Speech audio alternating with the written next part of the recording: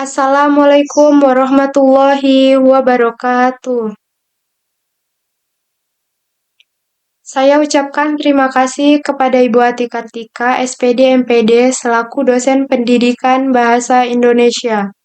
Di sini saya dan rekan-rekan saya akan mempresentasikan hasil diskusi kami mata kuliah Bahasa Indonesia yang berjudul tentang kata tugas dan kata majemuk.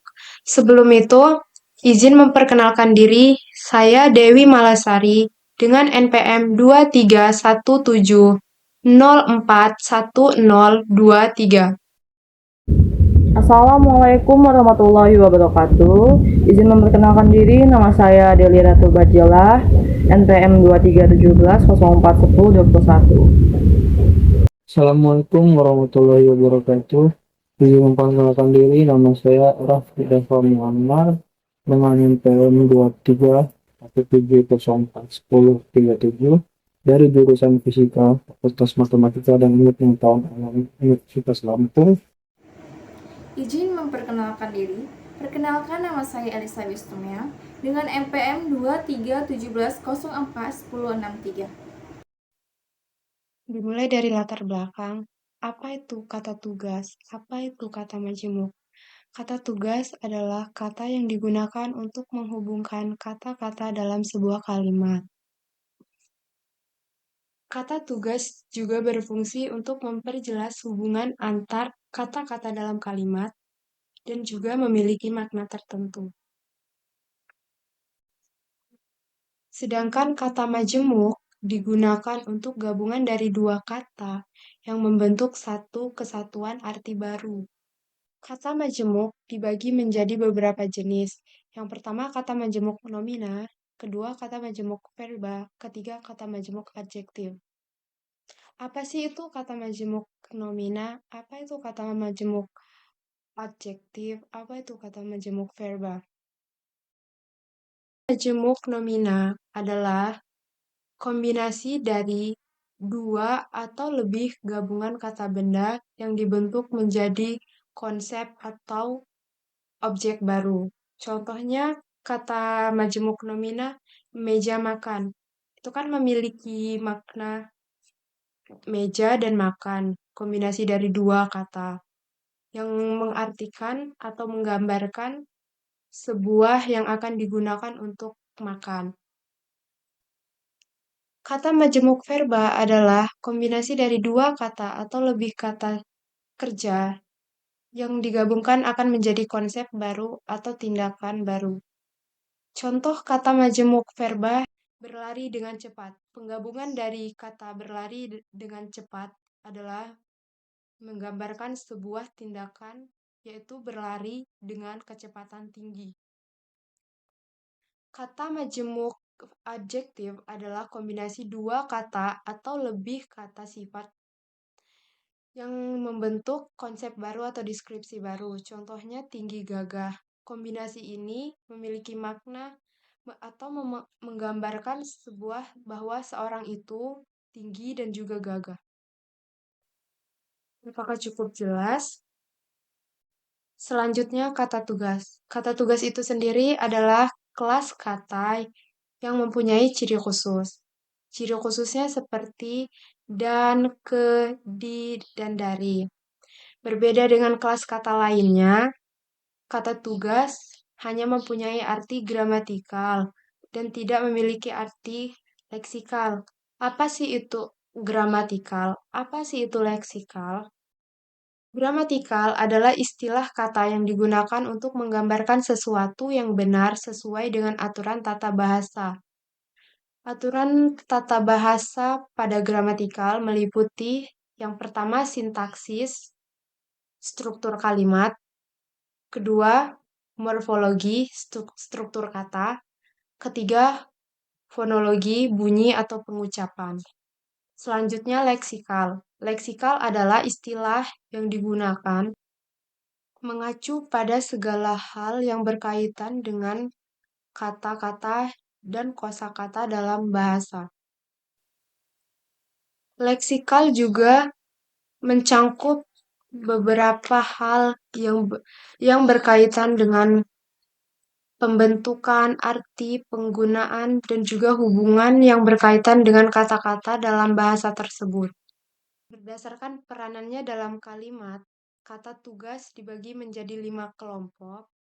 Yang pertama, preposisi, kedua, konjungsi, ketiga, interjeksi, keempat, artikel, kelima, partikel. Yang pertama ada preposisi monomorfemis, yang kedua ada poliomorfemis, dan yang ketiga ada poliomorfemis dengan afiks. 2. Konjungsi. Konjungsi atau kata sambung adalah kata tugas yang menghubungkan dua klausa atau lebih, seperti kata dan, kalau, dan atau. Konjungsi sendiri terdiri dari konjungsi koordinatif, subordinatif, korelatif, antar kalimat, dan antar paragraf. Juga interjeksi. Interjeksi atau kata seru adalah kata tugas yang mengungkapkan rasa hati manusia. Pada umumnya interjeksi sendiri mengacu ke sikap positif, negatif, keheranan, bercampur, atau netral. Itu semua bergantung pada makna kalimat yang mengiringinya. 4. Artikel. Artikel adalah kata tugas yang membatasi jumlah nominal. Artikel sendiri dalam bahasa Indonesia ada 3 kelompok artikel. Yang pertama ada artikel yang menyatakan jumlah tunggal. Yang kedua ada artikel yang mengacu pada kelompok. Yang ketiga, artikel yang bermakna netral. Yang kelima ada partikel. Partikel atau kata tugas adalah kelas kata yang hanya memiliki arti gramatikal dan tidak memiliki arti leksikal.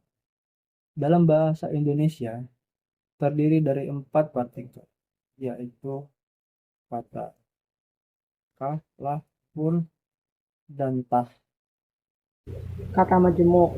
Kata majemuk atau komposisi adalah proses penggabungan bentuk dasar untuk mewadahi suatu konsep yang belum tertuang dalam sebuah kata. Kata majemuk juga memiliki beberapa ciri khusus, yaitu yang pertama, menimbulkan makna baru, yang kedua, hubungan antar unsur, dan yang ketiga, memiliki unsur yang tetap.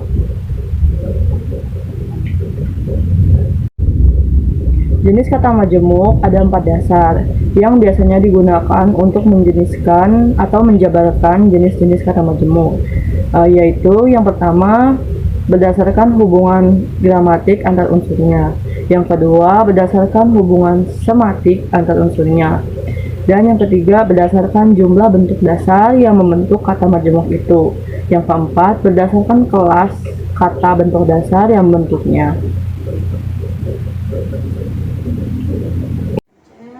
Nah, selanjutnya, perbedakan yang nampak dari kata menjemuk dan frasa lain. Yang pertama, kata menjemuk terdiri atas 2 bentuk dasar atau lebih dapat berupa kata pokok, kata dan morfem unik. Sementara frasa dibentuk dari penggabungan 2 kata lebih. Yang kedua, struktur kata menjemuk tetap sehingga tidak bisa dibolak-balik, sementara frasa dapat dibolak-balik. Kesimpulan. Yang pertama, kata tugas, yaitu kata atau gabungan kata yang tugasnya semata-mata memungkinkan kata lain berperan dalam kalimat.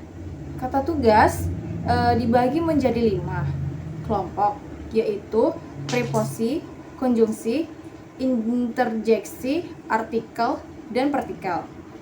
Pemenjemuk merupakan proses pembentukan kata dengan cara menggabungkan bentuk dasar yang satu dengan bentuk dasar yang lain, sehingga menghasilkan kata menjemuk dengan makna baru yang menyimpang dari makna konvensionalnya. Baik, yang kedua, pemajemukan memiliki ciri umum dan khusus. Ciri umum berupa polimorfemik dan menimbulkan makna gramatikal. Sementara ciri khususnya ialah 1. Menimbulkan makna baru, 2. Hubungan antar unsur sangat padu, dan yang ketiga struktur tetap. Yang terakhir yaitu 3. Kata menjemuk dapat diberi afiks. Nah, khususnya prefiks dan konfiks. Dan kata menjemuk berbeda dengan prasa dan idiom. Juga tidak bisa dianggap sebagai reduplikasi berubah bunyi. Ada pantun dari kelompok kami, yaitu Ibu Ami menghibur Doni karena kesepian tanpa kekasih. Demikian presentasi dari kami. Sekian dan terima kasih. Wassalamualaikum warahmatullahi wabarakatuh.